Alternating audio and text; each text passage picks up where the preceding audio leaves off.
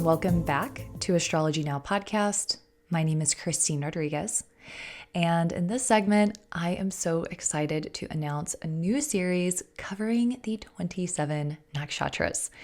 And I know that if you've been listening to this podcast long, that you're aware that we've done this series together before.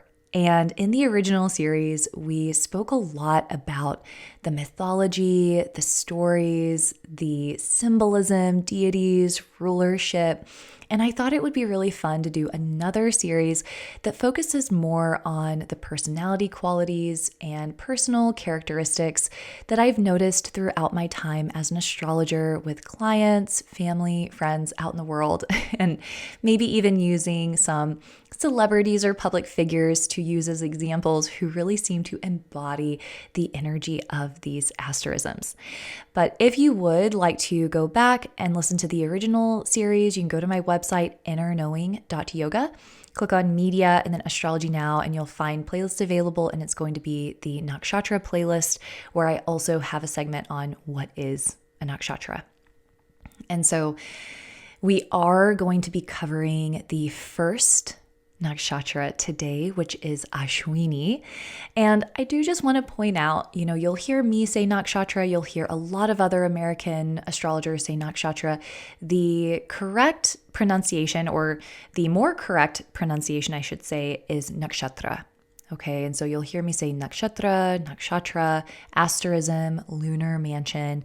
These are all going to be synonymous, but very, this is Sanskrit. And a lot of the words that we're using are Sanskrit. And so I just want you all to know that the more proper way of pronunciating is going to be nakshatra.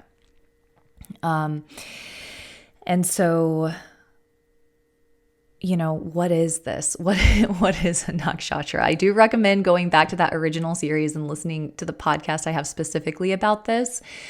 But these are lunar mansions in the sky. And we have the 12 signs that everybody knows, right? Aries through Pisces. And then we have the 27 asterisms that are within those 12 signs. And what's so special about these asterisms or lunar mansions is that they contain specific stars. And it's these stars that give the nakshatra its specific energy, which I think is absolutely amazing, because we talk about the planets, right? Like Jupiter is benevolent and it offers abundance and grace. And then Saturn offers discipline and commitment and hard work. And similarly to these planets, these stars have different meanings and qualities. And what I find so beautiful about this is that the sky is alive. The sky and the stars are enlivened with energy, and the science gives us such a unique opportunity to connect with the natural world in such a mystical and intimate way. And so that's part of why I think that understanding the nakshatras is so important. Another reason that I think understanding them is so important is that human life is very complicated, and it makes sense that astrology is very complicated. Right? The moon changes signs 2.5 days, but it changes nakshatras much more rapidly. So you could be born in the same day as somebody else. Maybe both of your moons are in Aries, but the nakshatra is different. One of you is Ashwini, one of you is Bharani. And that's going to have a major impact on personality qualities. And also the stories of the nakshatras I have seen play out in people's lives in such magnificent ways, unbelievable ways.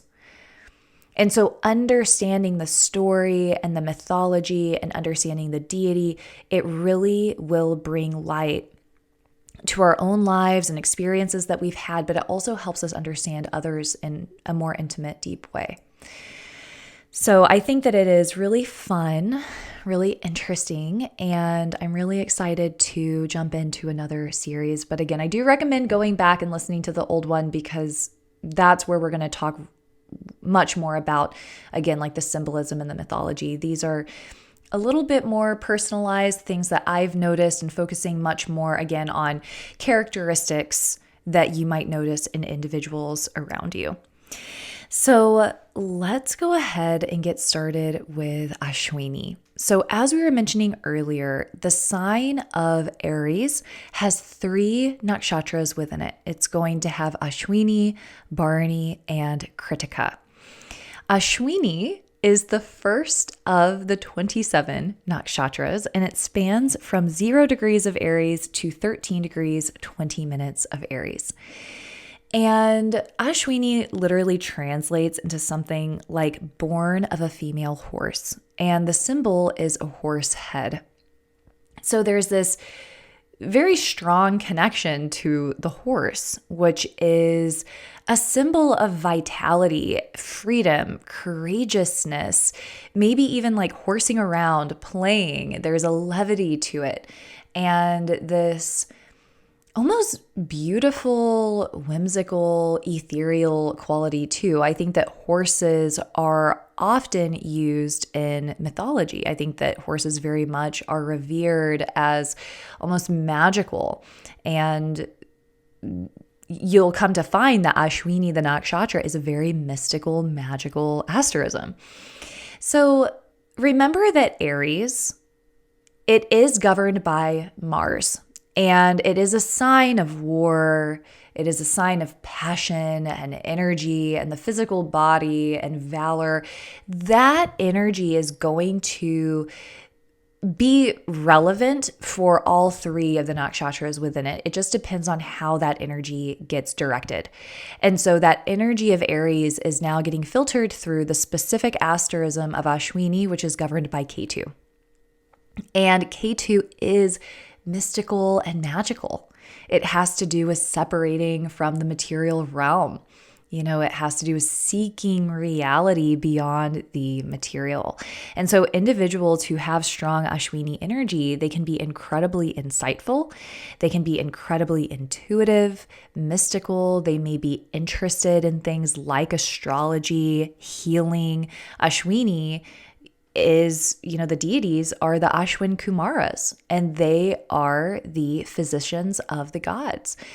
So individuals born under Ashwini, they love to heal and they love to help, even if they're not standard healers in terms of being a doctor or an Ayurvedic practitioner or an herbalist, which is quite common. But if it's not one of those things, they tend to be helpers and they tend to be counselors. People may naturally turn to them for support.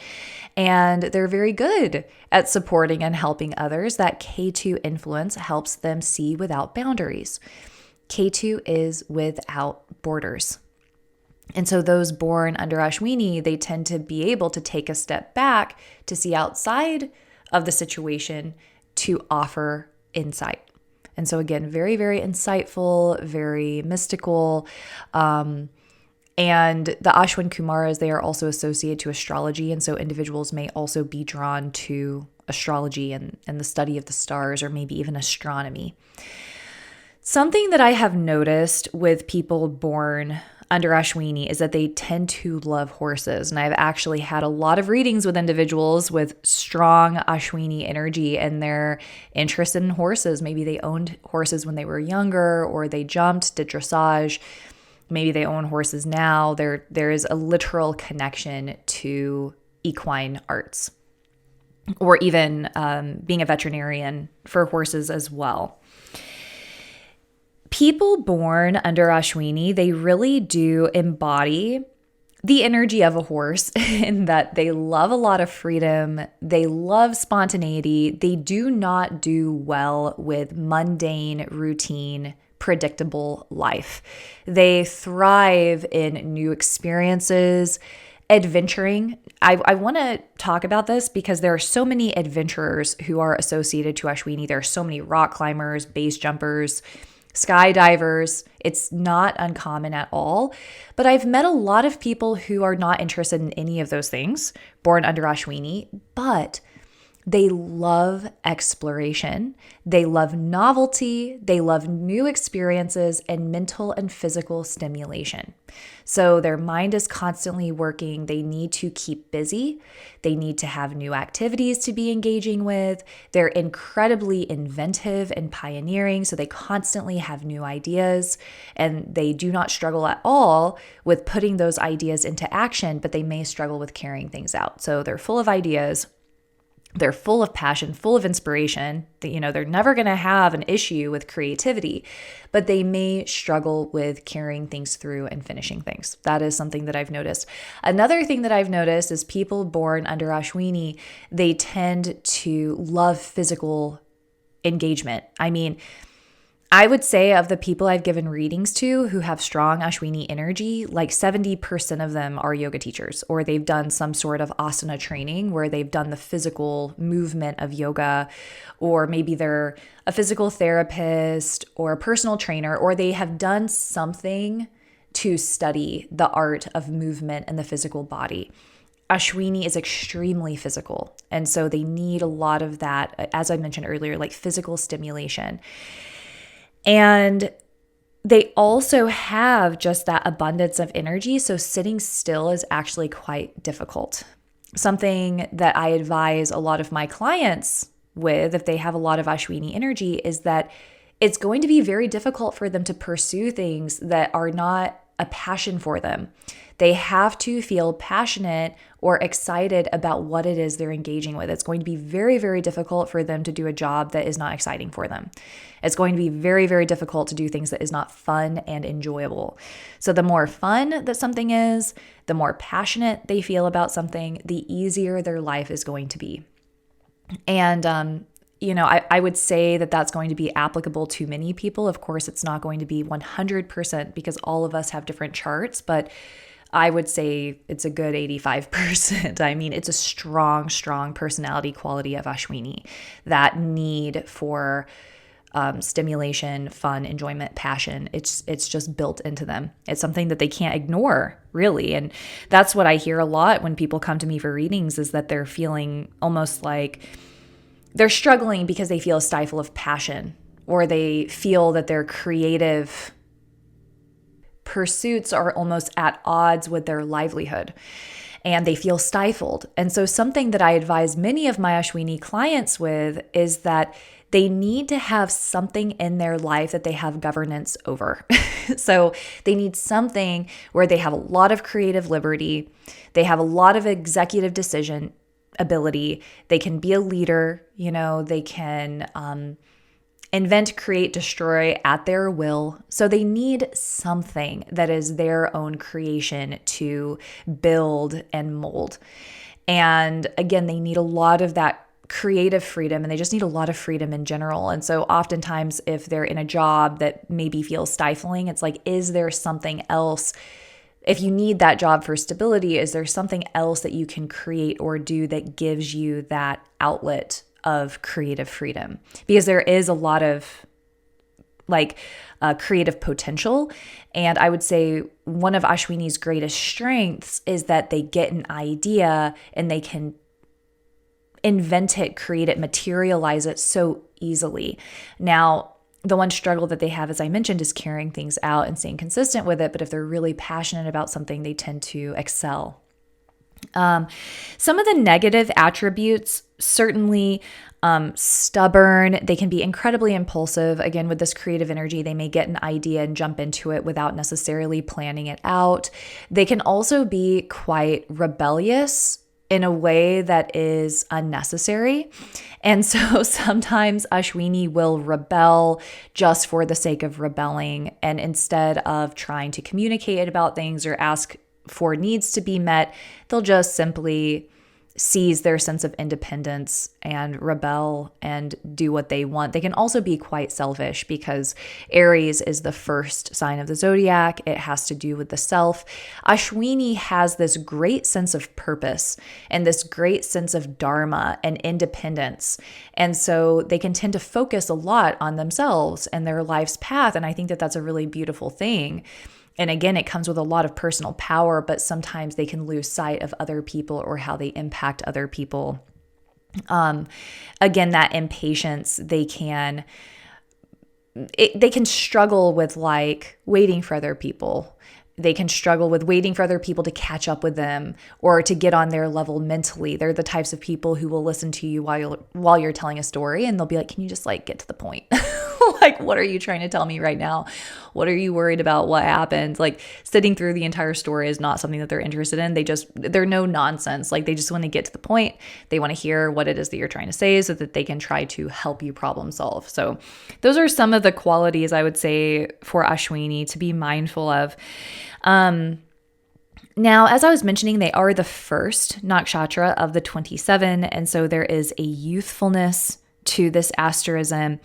And there's almost an innocence too. I'm actually thinking of Marilyn Monroe. She has Venus in Ashwini. And I was watching that movie, I think it's called A Week with Marilyn, and she's like running through the field and she wants to skinny dip and she's trying to have this like romantic fun with this guy. That's such an embodiment of Venus in Ashwini, right? Venus is love and romance, and Ashwini is this freedom and spontaneity and childlike energy and innocence. It's like, yeah, let's go out into this field and run around and then get naked and jump in the water. It like really embodied the energy of Venus specifically in Ashwini. And the rebellious quality, I was thinking of Dean Potter. Some of you may not be super familiar with him. He was a famous rock climber and base jumper. And he was famous, but what he became quite notorious for was climbing the delicate arch in Arches National Park. This is an arch that you are completely not supposed to climb. And in 2006, he decided that he was going to climb it. He has his moon and sun in Ashwini. So, he's a rock climber. He's a base jumper. He needs that excitement. He needs that adventure. But then there's also this kind of like unnecessary rebellious energy too, where he wanted to climb the delicate arch, even though it was off limits, and it sparked a lot of problems. He lost a lot of sponsors, and that's I actually loved Dean Potter. He passed away base jumping, but I thought he was great. But this is one of those deficits where there's an impulsivity, there's the rebelliousness, and kind of, the focus on the self without necessarily thinking about the greater picture. So that's also how that energy can play out. We were talking about horsing around and having fun. Ashwini individuals love to laugh, and I think that one of my favorite qualities about Ashwini is this youthful, fun, happy-go-lucky, silly energy, and their ability to laugh at themselves. Ashwini can make fun of themselves. They can make themselves the point of a joke. I'm actually thinking about Ram Dass. He has Mercury in Ashwini, which I've actually noticed Mercury in Ashwini makes incredibly funny people. Ashwini, it's the horse. It likes to play. It likes to have fun. It likes to laugh. It's silly. Mercury is cognitive processing. Mercury is humor. It also has to do with youthfulness. When Mercury is in Ashwini, people tend to be very quick-witted, very silly, very fun. And something that I love about Ram Dass is that he makes himself kind of like the butt of jokes a lot. And he had this deep sense of humility, and he had no issue making fun of himself. And Mercury is actually his first house ruler. So his connection to Ashwini is actually very strong. And I think that this youthfulness and playfulness that I'm trying to describe is really embodied in him. I think that Larry David, who made Curb Your Enthusiasm, I'm pretty sure that his Mercury is in Ashwini as well. I need to double check that. But anyway, that's that kind of fun, lighthearted energy. And I would say that if you are an Ashwini, remember that having people to let loose with and having people to play with and people who feed that lightness of heart, it is very soul giving for you. It's so important to be around people who can fuel that fire. It's going to feel so good and invigorating. And if you have Ashwini individuals in your life, you've got to, let loose a little bit. Try not to stifle them with overly serious energy, with too much routine. Doing the same thing over and over again is a quick way to stifle the flame of an Ashwini. Offering spontaneity, offering novel experiences, switching things up, and again, being willing to laugh and play, I think is a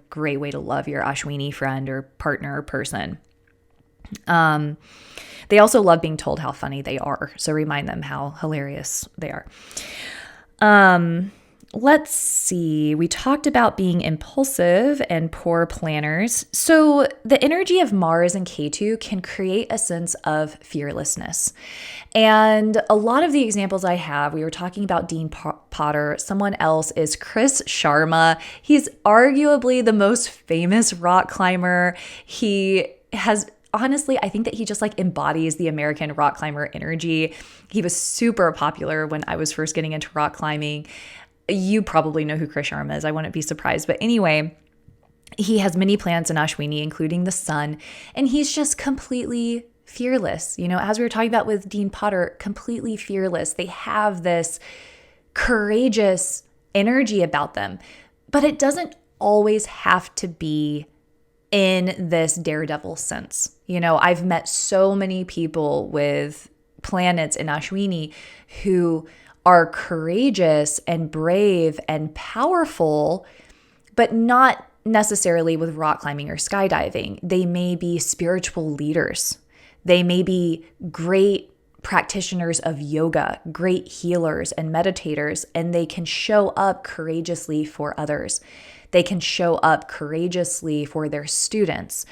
And I think that the path of healing requires the greatest sense of courage. That's my personal opinion. I think that rock climbing is super cool. I think skydiving is super cool, but I don't think that anything is more brave than trudging through the depths of the soul and really trying to understand ourselves on a psychological level. And I think it requires so much courage to be with someone else in their struggle and be with someone else on their path without judgment. And I think that Ashwini has that ability to be courageous as well. And so though there are a lot of explorers and adventurers with this, I just want to be clear that it doesn't always show up that way.